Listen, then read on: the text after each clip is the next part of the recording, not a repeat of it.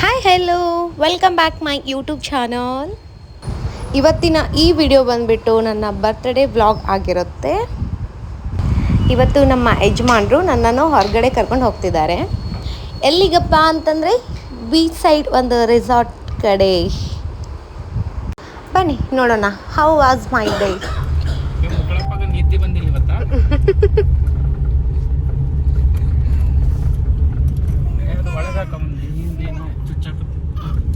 ಏನು ಶಿವಾಂಶಂದ ಯಾ ಫೈನಲಿ ನಾವು ರೀಚ್ ಆದ್ವಿ ರೆಸಾರ್ಟ್ಗೆ. ನನ್ನ ಮಗ ಹೇಗೆ ಕಾಣ್ತಿದ್ದಾನೆ ನೋಡಿ ಶಿವಾಂಶ್. ಇದು ಫಸ್ಟ್ ಟೈಮ್ ಹೇರ್ಸ್ ಎಲ್ಲ ಫುಲ್ ತೆಗೆದುಬಿಟ್ಟಿದ್ದೀವಿ. ಹೇಗೆ ಕಾಣಿಸ್ತಿದ್ದಾನೆ ನೋಡಿ. ತಲೆ ಅಂತೂ ಇಷ್ಟು ದೊಡ್ಡದು ಕಾಣಿಸ್ತಿದೆ ನನ್ನ ಮಗಂದು. ಶಿವಾಂಶ್ಗೂ ಹೊರಗಡೆ ಬರೋದಂದರೆ ತುಂಬಾ ಇಷ್ಟ ಗೊತ್ತಾ. ಅವ್ನು ಹೊರಗಡೆ ಬಂದಮೇಲೆ ತುಂಬಾ ಹ್ಯಾಪಿ ಆಗ್ತಾನೆ. ನೋಡಿ ಇಷ್ಟು ಕ್ಯೂಟಾಗಿ ಆಟ ಆಡ್ತಿದ್ದಾನೆ ಅಂತ.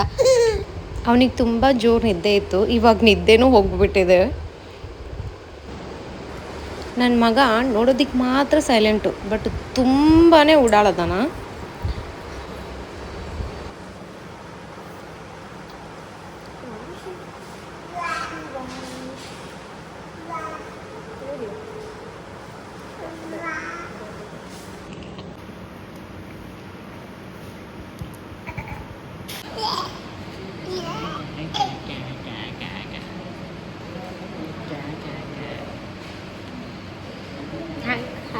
ನೋಡ್ರಿ ಹ್ಯಾಂಡ್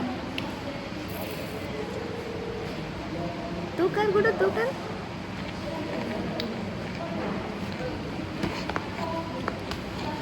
ಅವನಿಗೆ ಒದ್ಕೊಳ್ಳೋದೆಲ್ಲ ಇಷ್ಟ ಆಗಲ್ಲ, ಓಕೆನಾ. ಅವನಿಗೆ ಕೆಳಗಡೆ ಬಿಟ್ಟು ತಾನಾಗಲೇ ಒಬ್ಬನೇ ಆಡೋದು ಇಷ್ಟ. ಅವನಿಗೆ ಮೇಲ್ಗಡೆ ಒದ್ಕೊಳ್ಳೋದೆಲ್ಲ ಒಂಚೂರು ಇಷ್ಟ ಆಗಲ್ಲ, ತುಂಬಾ ಕಿರಿಕಿರಿ ಮಾಡ್ತಾನೆ. ಸೊ ಅವನಿಗೆ ಅಂತಲೇ ಒಂದು ಬ್ಯಾಗ್ ಆಗಿಬಿಟ್ಟಿತ್ತು ನಮಗೆ.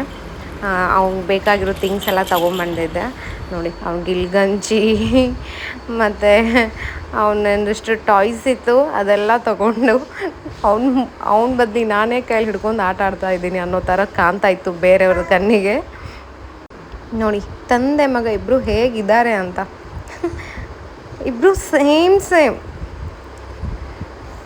ಆ್ಯಕ್ಚುಲಿ ಏನು ಗೊತ್ತಾ, ಚಂದು ಮುಂಚೆನೇ ಪ್ಲ್ಯಾನ್ ಮಾಡಿದ್ದು ಆ ರೆಸಾರ್ಟಲ್ಲಿ ಡೆಕೋರೇಷನ್ ಮಾಡಿ ಬರ್ಡೇ ಸೆಲೆಬ್ರೇಟ್ ಮಾಡಬೇಕು ಅಂತ. ಬಟ್ ನಾವು ಊರಿಂದ ಆಗ್ತಾನೆ ಬಂದಿದ್ವಿ ಕರ್ನಾಟಕದಿಂದ ಗೋವಾಕ್ಕೆ. ಸೊ ನೆಕ್ಸ್ಟ್ ಡೇನೇ ಅವನು ಸಡನ್ನಾಗಿ ಪ್ಲ್ಯಾನ್ ಮಾಡೋ ಹಾಗಾಯಿತು. ಹಾಗಾಗಿ ಅವರಿಗೆ ಸ್ವಲ್ಪ ಟೈಮ್ ಬೇಕಿತ್ತು ನಮಗೆ ತಯಾರು ಮಾಡೋದಕ್ಕೆ. ಇವಾಗ ಅರ್ಜೆಂಟ್ ಮೇಲೆ ಆಗಲ್ಲ ಅಂದ್ಬಿಟ್ರು. ಸೊ ಹಾಗಾಗಿ ನಾವು ಜಲ್ದಿ ಹೋದ್ವಿ ಅಲ್ವಾ ರೆಸಾರ್ಟ್ಗೆ.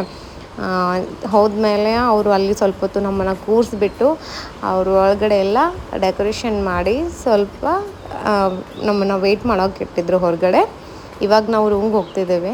ನನಗೆ ಗೊತ್ತಿರಲಿಲ್ಲ ಚಂದು ಈ ಥರ ಎಲ್ಲ ಪ್ಲ್ಯಾನ್ ಮಾಡಿದ್ದಾನೆ ಅಂತ, ಸೀರಿಯಸ್ಲಿ.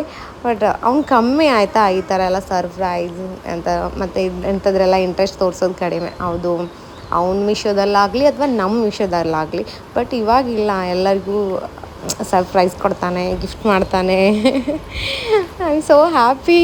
ಓಕೆ, ನನಗೊಂಥರ ನನ್ನ ಗಂಡ ಮಾಡತ್ತಾನ, ನನ್ನ ಚಂದು ಕೊಡತ್ತಾನಂದ್ರೆ ಏನೋ ಒಂಥರ ಫುಲ್ ಖುಷಿ. ಯಾವ ಹೆಣ್ಮಕ್ಳಿಗೆ ಇಷ್ಟ ಆಗಲ್ಲ ಹೇಳಿ. ಅವ್ರ ಗಂಡಂದ್ರು ಅವ್ರಿಗೆ ಕೇಳದೆ ಏನೋ ಒಂದು ಗಿಫ್ಟ್ ಅಥವಾ ಸರ್ಪ್ರೈಸ್ ಕೊಡ್ತಿದ್ದಾರೆ ಅಂತಂದರೆ. ಅದು ನಾವು ಬುಕ್ ಮಾಡಿರೋ ರೂಮೆಲ್ಲ ಡೆಕೋರೇಷನ್ ಮಾಡೋಕೆ ಹೇಳಿದ್ದ ಚಂದು. ಬಟ್ ಅದೇ ಸಡನ್ನಾಗಿ ಹೇಳಿರೋದ್ರಿಂದ ಅವ್ರು ಫುಲ್ ಡೆಕೋರೇಟ್ ಮಾಡೋಕ್ಕೆ ಆಗಲ್ಲ ಅಂತ ಹೇಳಿದರು. ಸೊ ಎಷ್ಟಾಗುತ್ತೋ ಅಷ್ಟು ನಮ್ಮನ್ನು ಹೊರಗಡೆ ಕೂರಿಸ್ಬಿಟ್ಟು ಅವರು ಸ್ವಲ್ಪ ಬೇಗ ಇಷ್ಟು ರೆಡಿ ಮಾಡಿಕೊಟ್ಟಿದ್ರು. ನನಗೆ ನಿಜವಾಗ್ಲೂ ತುಂಬಾ ಖುಷಿಯಾಗಿತ್ತು. ಇದನ್ನ ಹೆಂಗೆ ಮಾಡ್ಯಾರ ನೋಡಿ, ಕೇಕ್ ಟವಲ್ಲು ಇದು ಮತ್ತು ದಾಸವಾಳ ಇಟ್ಟಾರ, ಇಲ್ಲೊಂದು ಟಿಶ್ಯೂ ಇಟ್ಟಾರ.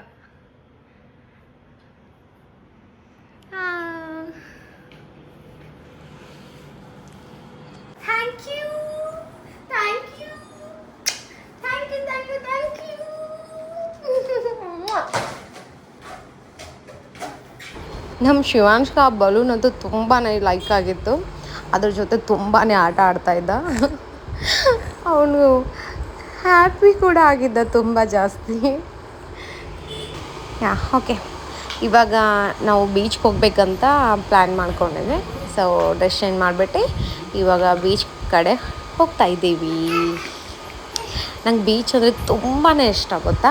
ಸೊ ಹಾಗಾಗಿ ಯಾವಾಗಲೂ ಎವ್ರಿ ಟೈಮ್ ಚಂದು ನನ್ನ ಹೊರಗಡೆ ಕರ್ಕೊಂಡು ಹೋಗ್ಬೇಕಂದ್ರೆ ಬೀಚ್ ಕಡೆನೇ ಕರ್ಕೊಂಡು ಹೋಗ್ತಾನೆ. ಯಾಕಂದರೆ ನಂಗೆ ಬೀಚ್ ಅಂದರೆ ಅಷ್ಟೊಂದು ಇಷ್ಟ. ನನಗೆ ಬೇಜಾರಾದಾಗ, ಜಾಸ್ತಿ ಖುಷಿ ಆದಾಗ ನಂಗೆ ಯಾವಾಗಲೂ ಇಷ್ಟಪಡೋ ಪ್ಲೇಸ್ ಸಮುದ್ರದ ಕಡೆ ಕೂತ್ಕೊಂಡು ನಾನು ಚಂದ ಸ್ವಲ್ಪ ಹೊತ್ತು ಮಾತಾಡ್ಕೊಂಡು ಬಂದುಬಿಟ್ರೆ ನನ್ನ ಮೂಡೆಲ್ಲ ಸರಿ ಆಗಿಬಿಡುತ್ತೆ ಆ ಥರ. ನಂಗೆ ಬೀಚ್ ಅಂದರೆ ತುಂಬಾ ಇಷ್ಟ. ಮತ್ತು ನಾವು ಇದ್ದಿರೋ ರೆಸಾರ್ಟಲ್ಲಿ ಕ್ಲೈಮೇಟ್ ಚೆನ್ನಾಗಿತ್ತು. ಸುತ್ತಮುತ್ತ ಒಂಥರ ಎಲ್ಲ ಫಾರೆಸ್ಟ್ ಟೈಪ್ ಇತ್ತು. ಹಿಂದ್ಗಡೆ ಎಲ್ಲ ಗಿಡ ಎಲ್ಲ ನೆಟ್ಟಿದ್ರು. ಸೊ ಹಾಗಾಗಿ ನೋಡೋದಕ್ಕೆ ಏನೋ ಒಂಥರ ಚೆನ್ನಾಗಿತ್ತು. ಓಕೆನಾ, ಬಾಲ್ಕನಿ ಕಡೆ ಎಲ್ಲ. ಆ್ಯಂಡ್ ಇವಾಗ ಬೇಸಿಗೆ ಅಲ್ವಾ, ತುಂಬ ಭಯ ಆಗುತ್ತೆ. ಯಾಕಂದರೆ ಎಲ್ಲ ಕಡೆ ಏನೇನೋ ಇರುತ್ತೆ ಅಲ್ವಾ, ಹಾವು ಚೇಳು ಅಂತ. ಸೊ ಹಾಗಾಗಿ ಶಿವಾಂಶನ್ ಕರ್ಕೊಂಡು ಎಲ್ಲಾದರೂ ಆಟಾಡೋಕೆ ಅಂದರೆ ಒಂದೊಂದು ಸಾರಿ ಭಯ ಕೂಡ ಆಗುತ್ತೆ. ನೋಡಿ, ನಾನು ಹೊರಗಡೆ ಹೋಗಿ ನೋಡ್ತಾ ಇದ್ದೆ, ಅವನು ಕೂಡ ಹಿಂದ್ಗಡೆ ಬಂದು ಕಾಲು ಹಿಡ್ಕೊಂಡು ಹಗ್ ಮಾಡ್ಕೊಂಡು ನಿಂತ್ಕೊಂಡ್ಬಿಡ್ತಾನೆ ಜೋರಾಗಿ. ಇವಾಗ ಶಿವಾಂಶನ್ ಕರ್ಕೊಂಡು ಬೀಚ್ ಕಡೆ ಹೋಗ್ತಿದ್ವಿ.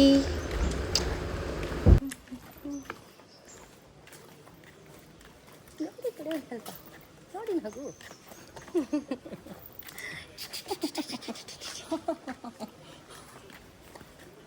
ಕ್ಯಾಮ್ರಾ ಬರೋಣಕ್ಕಪ್ಪ ಇಳಿತೀರಿ ಮೊದಲ ಮಕ್ಕಳವರು.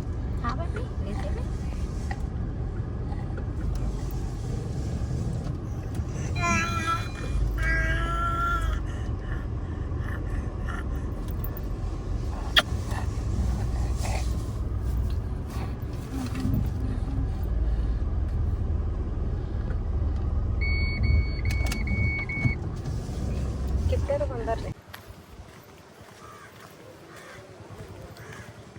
ಚಪ್ಪ ನೋಡಿ ಸ್ಮೈಲ್ ಮಾಡಿ. ಇಲ್ಲ ಇನ್ನೂ ಅನ್ನಲ್ಲ. कमी जाए ना 150 हम देते हैं 100 को 110 को 100 दे. 100 दिया. 100 को था. Hello Shivansh. Hi hi baby. How nice. ಇವಾಗ ನಾವು ಬೀಚ್ ಕಡೆ ಬಂದಿದ್ದೀವಿ. ನೋಡಿ ಎಷ್ಟು ಚೆನ್ನಾಗಿ ಕಾಣಿಸ್ತಿದೆ ಅಲ್ವಾ.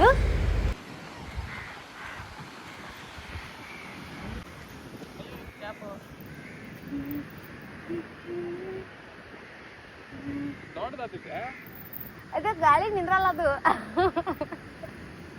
ಶಿವಾಂಶ್ಗ ಅವ್ರ ಡ್ಯಾಡಿ ಒಂದು ಟೋಪಿ ತಗೊಂಡಾರ ಬಿಸಿಲು ಹತ್ತಬಾರ್ದು ಅಂತ. ಅದು ನೋಡಿದ್ರೆ ಅವ್ನ ತಲೆ ಮೇಲೆ ನಿಂದ್ರವಲ್ತ. ಅಯ್ಯೋ, ಅವಾಗ ಬ್ಯಾಡ ಆಗಿತ್ತದು.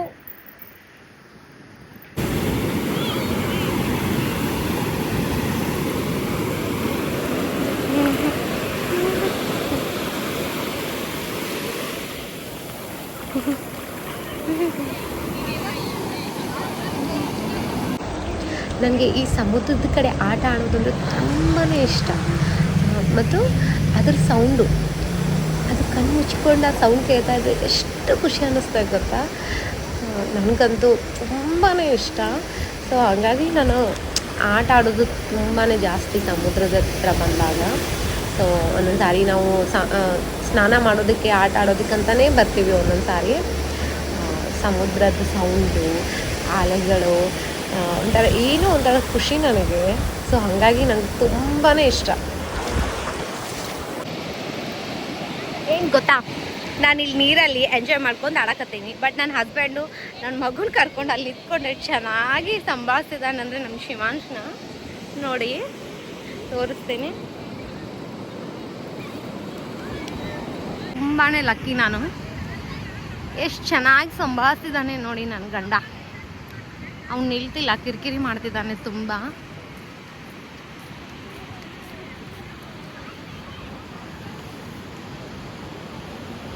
Hello hello I love you.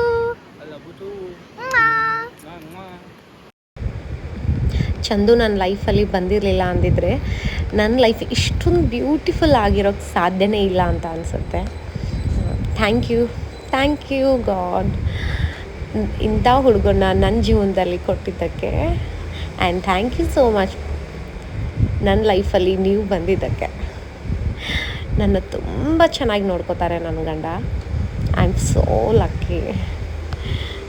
ಅವನು ನನ್ನ ಪಾಲಿನ ಒಂದು ಅದೃಷ್ಟವಂತ. ಇವಾಗ ಮತ್ತೆ ನಾವು ರೆಸಾರ್ಟ್ ಕಡೆ ಹೋಗ್ತಾ ಇದ್ದೀವಿ. ನೋಡಿ ಕ್ಲೈಮೇಟ್ ಎಲ್ಲ ಎಷ್ಟು ಚೆನ್ನಾಗಿ ಕಾಣಿಸ್ತಿದೆ ಅಲ್ವಾ. ಒಂಥರ ಈ ಜಾಗ ತುಂಬ ಚೆನ್ನಾಗಿತ್ತು, ಈ ರೂಟು. ಏನು ಗೊತ್ತಾ, ಜೀವನದಲ್ಲಿ ದುಡ್ಡು ಹೇಗಾದರೂ ಮಾಡ್ಬೋದು, ಬಟ್ಟು ನೆಮ್ಮದಿಯಾಗಿರೋದು ತುಂಬಾ ಮುಖ್ಯ ಆಗುತ್ತೆ. ನಾವು ಎಲ್ಲರನ್ನೂ ಈಸಿಯಾಗಿ ಪ್ರೀತಿ ಮಾಡ್ತೀವಿ, ನಮ್ಮನ್ನು ಎಲ್ಲರೂ ಪ್ರೀತಿ ಮಾಡ್ತಾರೆ, ಇಷ್ಟಪಡ್ತಾರೆ. ಬಟ್ ನಾವು ಒಂದು ವ್ಯಕ್ತಿ ಜೊತೆ ಇದ್ದಾಗ ಪ್ರೀತಿ ಅನ್ನೋದಕ್ಕಿಂತ ಜಾಸ್ತಿ ಅವ್ರ ಜೊತೆ ಇದ್ದಾಗ ನಮಗೆ ನೆಮ್ಮದಿಯಾಗಿದ್ದೀನಿ ಅನ್ನೋ ಥರ ಫೀಲ್ ಕೊಡಬೇಕು. ಆ ಸಂಬಂಧದಲ್ಲಿ ಕಿರಿಕಿರಿ ಆಗಬಾರ್ದು. ಅಲ್ಲೇನಾದರೂ ಕಿರಿಕಿರಿ ಆಗ್ತಾ ಇದೆ ಅಂತಂದರೆ ಆ ಸಂಬಂಧದಲ್ಲಿ ಏನೂ ಸರಿ ಇಲ್ಲ ಅಂತಲೇ ಅರ್ಥ. ಸೊ ಆದಷ್ಟು ನೆಮ್ಮದಿಯಾಗಿರಿ, ಖುಷಿಯಾಗಿರಿ. ನಿಮ್ಮ ಸಂಬಂಧವನ್ನು ಯಾವಾಗಲೂ ಗಟ್ಟಿಯಾಗಿಟ್ಕೊಳ್ಳಿ. ಓಕೆ, ನನ್ನ ಪ್ರಕಾರ ಸಂಬಂಧ ಚೆನ್ನಾಗಿರಬೇಕು ಅಂತಂದರೆ ಒಂದು ನಂಬಿಕೆ ಇರಬೇಕು, ಎರಡನೇದ್ದು ಸ್ವತಂತ್ರವಾಗಿ ಇರಬೇಕು, ಮೂರನೇದ್ದು ರೆಸ್ಪೆಕ್ಟ್ ಕೊಡಬೇಕು. ಓಕೆನಾ. ಯಾವುದೇ ಕೆಟ್ಟ ಪದಗಳನ್ನು ಬೈದರೂ ಕೂಡ ಅಥವಾ ಏನಾದರೂ ಜಗಳ ಮಾಡಿದರೂ ಕೂಡ ಅದು ಆವಾಗಲೇ ಮತ್ತೆ ಸಾಲ್ವ್ ಆಗಿಬಿಡ್ಬೇಕು.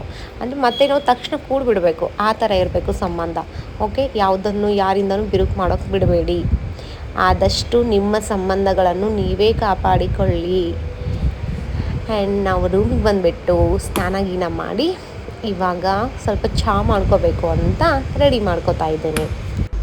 ನನಗೆ ಕಾಫಿ ಅಂದರೆ ತುಂಬಾ ಇಷ್ಟ. ಸೊ ಹಾಗಾಗಿ ನಾನು ಕಾಫಿ ಮಾಡಿಕೊಂಡೆ, ಚಂದುಗೆ ಚಹಾ ಮಾಡಿದೆ. ಸೊ ಆ್ಯಂಡ್ ಹಾಗೆ ಚಹಾ ಚಹಾ ಮಾಡ್ತಾ ನಾವಿಬ್ಬರು ಕೂಡ ಸ್ವಲ್ಪ ಮಾತಾಡ್ಕೋತಾ ಇದ್ವಿ.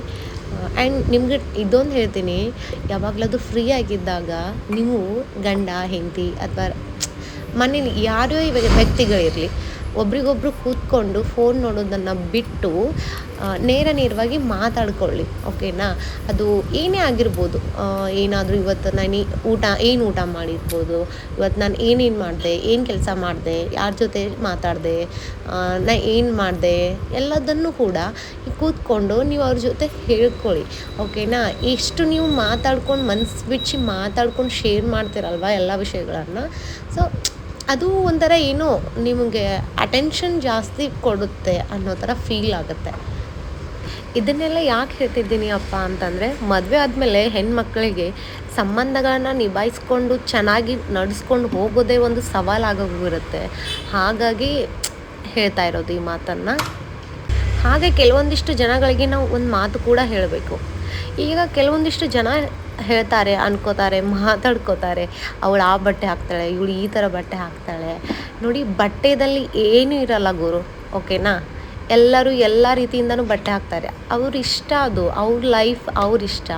ಓಕೆ, ಅದು ಮದುವೆ ಆದಮೇಲೆ ಈ ಥರ ಎಲ್ಲ ಹಾಕ್ತಾಳೆ, ಹಾಗೆ ಮಗು ಆಗಿದೆ, ಅಯ್ಯೋ ಏನು ಪ್ರಾಬ್ಲಮ್ ಗುರು ನೋಡೋರಿಗೆಲ್ಲ ಅಂತ. ನನ್ನ ಗಂಡ, ನನ್ನ ಬಟ್ಟೆ, ನಾನು, ಎಲ್ಲರೂ ನಮ್ಮ ಮನೇಲಿ ನಾವು ಓಕೆ ಇದ್ದೀವಿ. ಓಕೆನಾ. ಈಗ ಬಟ್ಟೆದಲ್ಲಿ ಏನಿದೆ ಅಂತ ಗೊತ್ತಿಲ್ಲ. ಓಕೆನಾ. ಈಗೊಂದು ಎಕ್ಸಾಂಪಲ್ ಹೇಳ್ತೀನಿ. ಒಬ್ಬೊಬ್ಬರು ಟ್ರೆಡಿಷ್ನಲ್ ಆಗೇ ಇರ್ತಾರೆ. ಓಕೆನಾ. ಸಾರಿ ಹಾಕ್ಕೋತಾರೆ, ಚೂಡಿ ಹಾಕ್ಕೋತಾರೆ, ಬಟ್ ಅವ್ರು ಏನು ಬೇಕಾದರೂ ಮಾಡ್ತಿರ್ಬೋದಲ್ವ. ಈಗ ನಾವು ಬಟ್ಟೆ ಹಾಕ್ತಿದ್ದೀವಿ ಈ ಥರ ಅಂತಂದರೆ ಏನು ನಾವು ಕೆಟ್ಟವರಾ, ಏನು ನಾವು ಸರಿ ಇಲ್ಲ ಅಂತ ಅರ್ಥನ? ಆ ಥರ ಏನಿಲ್ಲ. ಓಕೆನಾ. ನಾವು ಯಾವ ಜೊತೆ ಹೇಗೆ ನಡ್ಕೋತೀವಿ ಅದು ನಮ್ಮ ನಡವಳಿಕೆ ಮೇಲೆ ಡಿಪೆಂಡ್ ಆಗಿರುತ್ತೆ. ಓಕೆನಾ. ನೀವು ಅದು ಎಲ್ಲ ಬಿಟ್ಬಿಟ್ಟು ಬಟ್ಟೆ ನೋಡಿ ಜಡ್ಜ್ಮೆಂಟ್ ಕೊಡೋದು ತುಂಬಾ ತಪ್ಪಾಗುತ್ತೆ. ಓಕೆ. ಅದು ಅವ್ರವ್ರ ಲೈಫ್, ಅವ್ರವ್ರ ಇಷ್ಟ. ಓಕೆ. ನೀವು ಯಾರೋ ದೂರಿಂದ ನಿಂತು ಆ ಬಟ್ಟೆ ಹಾಕ್ಬೋದು, ಈ ಬಟ್ಟೆ ಹಾಕ್ಬೋದು, 4 ಜನ 4 ಮಾತಾಡ್ತಾನೆ ಇರ್ತಾರೆ. ಅವ್ರ ಬಗ್ಗೆ ಎಲ್ಲ ತಲೆ ಕೆಡಿಸ್ಕೊಳ್ಳೋದಕ್ಕೆ ಹೋಗಲೇಬೇಡಿ. ಓಕೆ. ನಿಮ್ಮ ಲೈಫ್ ನಿಮ್ಮ ಇಷ್ಟ. ಹಾಗಂತ ನಿಮ್ಮ ಇಷ್ಟಕ್ಕೋಸ್ಕರ, ನಿಮ್ಮ ಇಷ್ಟ ಕಷ್ಟಗಳಿಗೋಸ್ಕರ ಬೇರೆದವರಿಗೆ ಕಷ್ಟ ಕೊಡೋದಾಗಲಿ, ಇಷ್ಟ ಇಲ್ಲದೇ ಇರೋ ಕೆಲಸಗಳನ್ನು ಮಾಡಬೇಡಿ.